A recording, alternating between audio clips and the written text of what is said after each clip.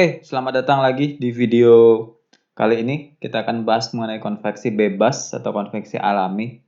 Jadi, kalau di 3 video sebelumnya kita bahas tentang perpindahan panas dan massa pada suatu mekanisme konveksi, perpindahan kalor konveksi, yaitu secara paksa, baik secara eksternal maupun internal flow.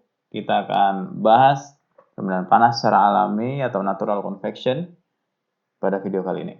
Nah, jadi tujuannya setelah Anda menonton video ini sampai selesai, itu Anda bisa memahami proses perpindahan panas secara konveksi alami. Kemudian Anda diharapkan juga dapat melakukan analisa perpindahan panas konveksi alami pada beragam jenis posisi plat, baik itu posisi horizontal, vertikal, maupun posisi miring.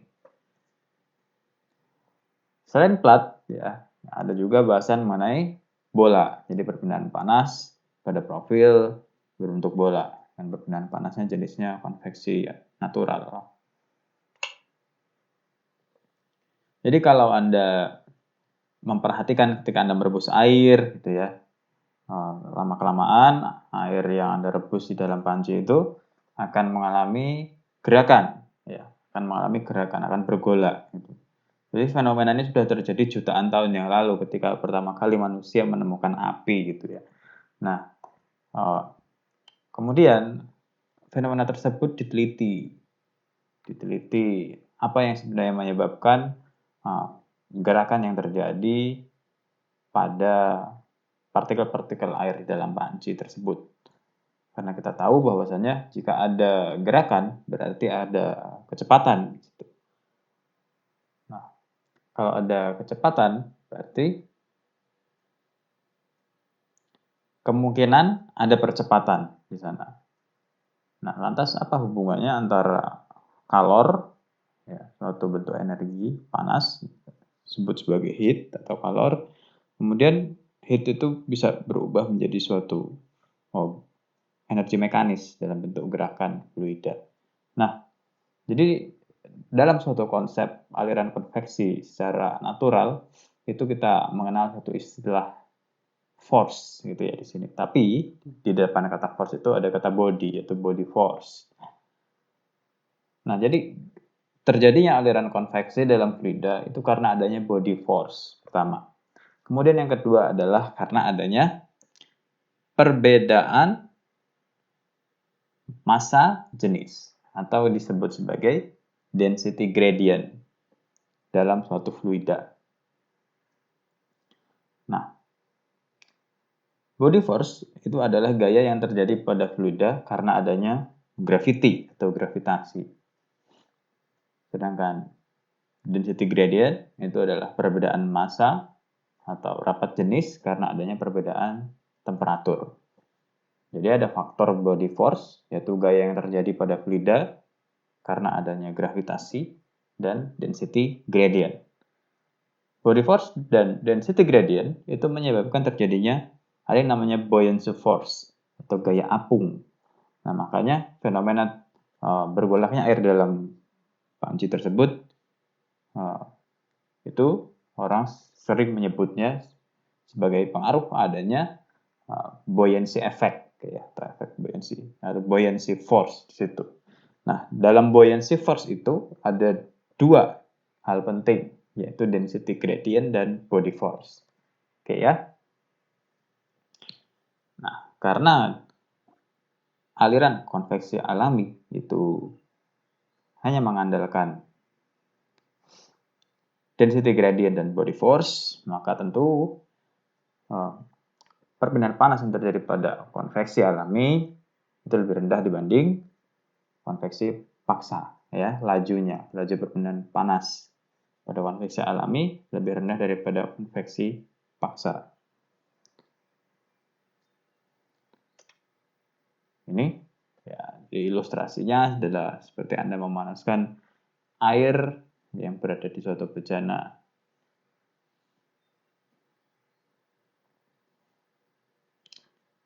Gerakan yang terjadi seperti yang sering Anda dengar bahwasanya fluida yang bertemperatur lebih panas itu memiliki massa jenis yang lebih rendah dibanding fluida yang temperaturnya lebih dingin. Ketika fluida lebih panas berada di bagian bawah, maka akan terjadi buoyancy force. Nah, fluida panas mengapung ke bagian atas. Di sini statementnya adalah fluida. Anda tahu bahwasanya fluida itu ada jenisnya fluida cair dan fluida gas. Jadi fenomena ini juga berlaku pada fluida gas.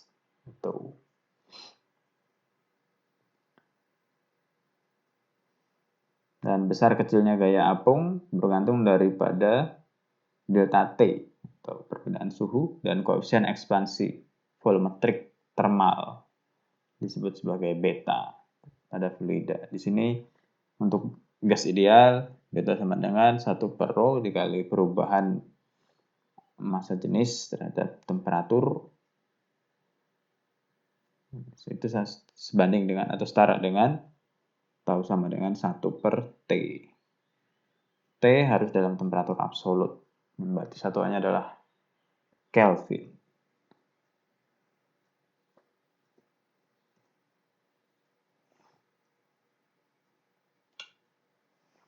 Nah, pada aliran konveksi paksa kita mengenal sebagai suatu bilangan tak berdimensi yang namanya itu bilangan Reynolds ya untuk menentukan apakah fluida tersebut mengalir secara laminar maupun turbulen. Nah, di fluida dengan karakter ya dengan kondisi konveksi alami kita ada istilah baru atau bilangan baru, bilangan tak berdimensi yang baru yaitu Grashof number. Ini namanya Grashof yang menemukan ini dulu. Fungsi dari Grashof number ini itu sama dengan Reynolds number gitu. Jadi untuk menunjukkan karakter aliran. Tapi Grashof number pada konveksi bebas. Pada konsepnya Grashof number itu merupakan perbandingan buoyancy force dengan viscous force yang terjadi pada fluida. Nah, jadi viscous force di sini. Jadi Anda hari ini mengenal beberapa istilah baru ya. Jadi ada buoyancy force ya. Kemudian ada viscous force. Nah, buoyancy force itu memiliki dua bagian penyusun ya, yaitu gradient temperatur dan body force. Oke, sudah cukup clear sampai sini? Oke.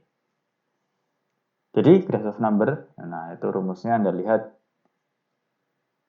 Jadi Grashof number itu dibentuk oleh variabel, ada percepatan gravitasi, kemudian ada koefisien ekspansi volumetrik termal atau beta yang tadi kita baca, beta sama dengan 1 per T ya. Kemudian TS, temperatur permukaan plat, kemudian ada temperatur fluida, kemudian ada panjang plat, dan viskositas kinematis fluida. Ini adalah variabel-variabel yang digunakan oleh Grashof number untuk mengkarakterisasikan jenis aliran pada fenomena konveksi bebas. Jadi gravitasi dikalikan beta dikalikan Ts min T infinity kalikan L pangkat 3 dibagi dengan viskositas kinematiknya. Nah ini kalau ada aliran ya, aliran laminar dan turbulen. Jadi kita di berpendapat secara konveksi, secara alami, kita mengenal ada aliran laminar dan turbulen. Nah, aliran laminar dan turbulen ini ya, dia memiliki suatu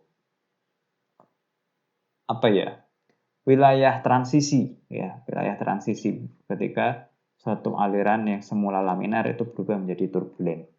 Nah, wilayah transisi ini itu batas batasnya itu ditentukan oleh suatu bilangan yang namanya bilangan Rayleigh. Ya. Bilangan Rayleigh. Nah, ini Anda dapat dua istilah baru untuk bilangan tak berdimensi. Bilangan Grashof, kemudian ada bilangan Rayleigh.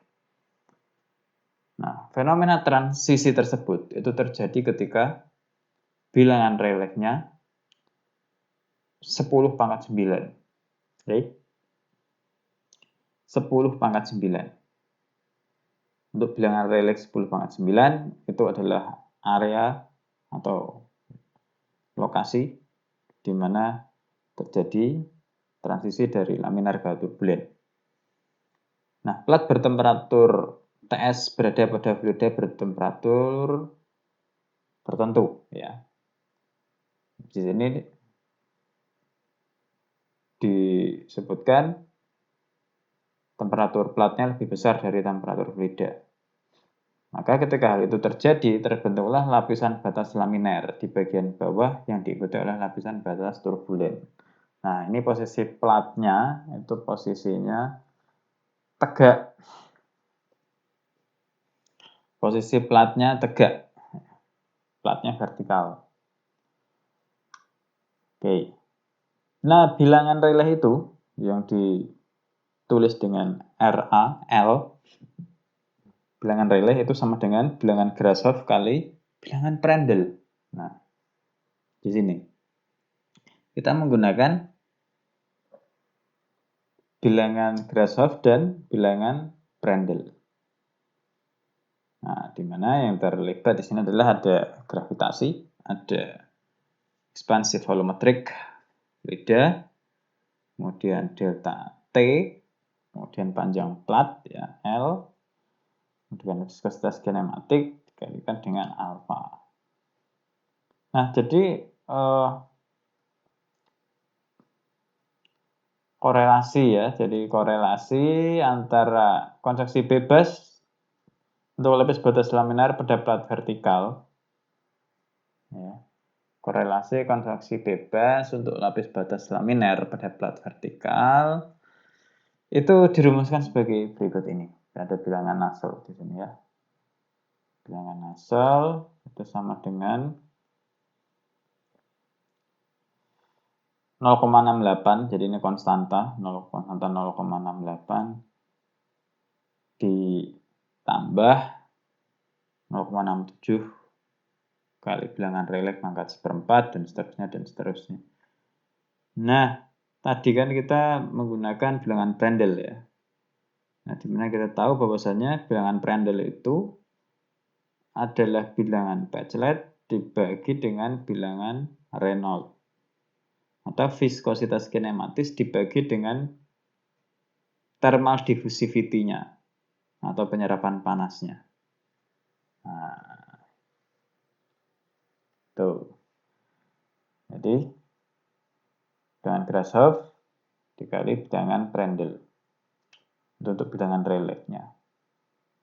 Nah, pada wilayah laminar, yaitu bilangan Rayleigh-nya kurang dari 10 pangkat 9, kita bisa menghitung bilangan Nusselt dengan rumus ini. Nah, jadi seperti itu. Nah, ini kalau sudah seperti ini tinggal dibolak-balik aja. Kalau misalnya mau cari Prandtl-nya, bilangan Prandtl, kita bisa bolak-balik ini. Ini adalah hubungan ya, yang atas, yaitu konveksi bebas untuk lapis batas laminar pada plat vertikal. Itu untuk lapis batas ya, atau boundary layer untuk wilayah laminar. Nah, kalau untuk yang wilayah turbulen, ya, yang ini turbulen, ketika sudah melewati Rayleigh 10 pangkat 9, Anda perhatikan, kalau Anda lihat ini dari rumusnya, semakin besar L-nya, ya, artinya panjang dari plat vertikal ini, maka bilangan Rayleigh-nya akan makin besar. Ya, makin besar L-nya itu bilangan Rayleigh-nya makin besar. Kemudian makin besar perbedaan temperaturnya juga akan memicu semakin meningkatnya bilangan Rayleigh. Begitu pula dengan beta di sini. Ekspansi volumetriknya. Makin besar ekspansinya, maka akan makin besar bilangan Rayleigh-nya. Kalau G gravitasi kan sama ya, gravitasi sama. Jadi faktor panjang dari plat, kemudian selisih suhu plat dengan fluida, dan ekspansi volumetrik fluida itu berbanding lurus dengan besarnya nilai bilangan Rayleigh. Dan berbanding terbalik dengan nilai viskositas kinematis ya, dan alfanya. Nah, korelasinya adalah sedemikian rupa. Nah, jadi kalau Anda ingin ingat korelasi ini, kuncinya adalah banyak-banyak latihan soal. Jadi kalau Anda hanya menghafal ini adalah formula yang muncul dari percobaan yang dilakukan oleh para saintis untuk menghitung bilangan Nusselt yang muncul. Tuh. Yang perlu Anda ketahui adalah, dan sering saya katakan, untuk fenomena konveksi itu fenomena di bidang perpindahan kalor dan massa yang invasinya atau rumusnya itu dinamis. Jadi case by case, ya, case by case. Satu peneliti dan peneliti yang lainnya itu bisa dan sangat memungkinkan untuk menemukan hasil yang sangat berbeda. Akan tetapi trennya mungkin sama, trennya sama. Akan tetapi kalau secara detail, rumus yang mereka dapatkan sangat berbeda. Nah, itu tadi adalah konveksi alami pada plat vertikal. Kemudian selanjutnya ini adalah konveksi alami pada plat miring. Ya, kalau platnya miring, konveksi alami yang terjadi seperti apa gitu ya. Nah,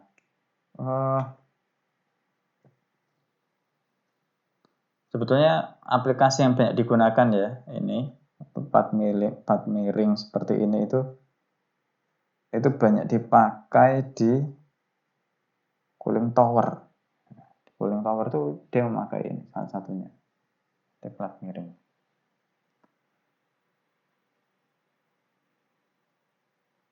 Nah, kalau Anda lihat ini ya, dia miring dengan sudut theta, kemudian ada fluida dan ada plat di sini. Untuk ini jenisnya permukaan dari plat memiliki temperatur yang lebih kecil dari fluida.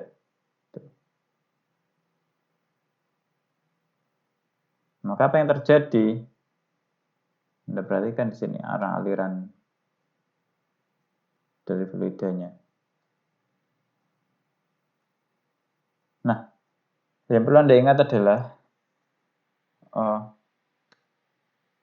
dalam satu aliran fluida, ya, fluida itu akan mengalir mengikuti bentuk profilnya. Itu ya. Fluida itu akan mengalir mengikuti bentuk profil dari benda solid yang dikenainya. Seperti itu.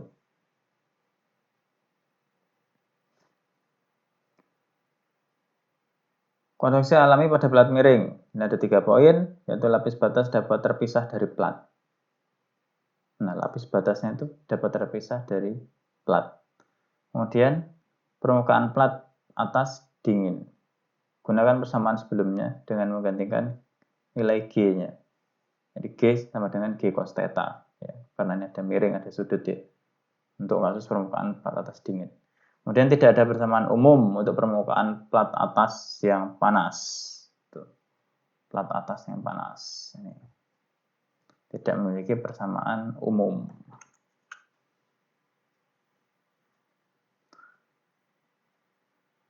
Next adalah konveksi alami pada plat datar. Nah, ini yang sering Anda temui di soal-soal fisika SMA. Ya.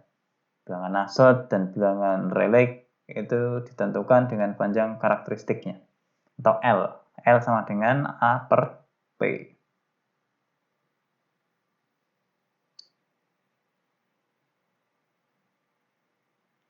Nah, ini tangan asal.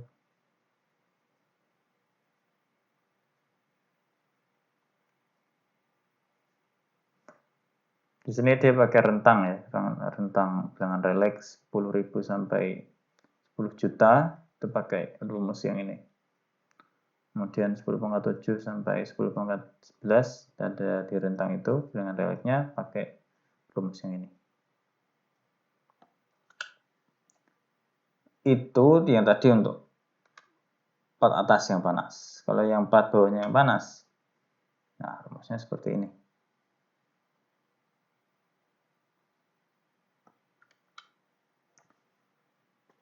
Oke, ini adalah contoh soal 5.1, sudah ada di bukunya Cengel. Jadi plat tipis dengan ukuran 0,6 x 0,6 meter berada pada ruangan yang bertemperatur 14 derajat Celcius. Salah satu sisi plat pada temperatur 90 derajat Celcius, sedangkan sisi yang lainnya diinsulasi. Tentukan laju perpindahan panas konveksi alami dari plat ke ruangan jika posisi plat vertikal dan horizontal 90 derajat menghadap ke atas, kemudian horizontal dengan sisi 90 derajat menghadap ke bawah. Jadi permukaan panasnya yang ngadep atas dan bawah gitu maksudnya. Dan juga permukaan yang vertikal posisinya. Oke. Kita lihat.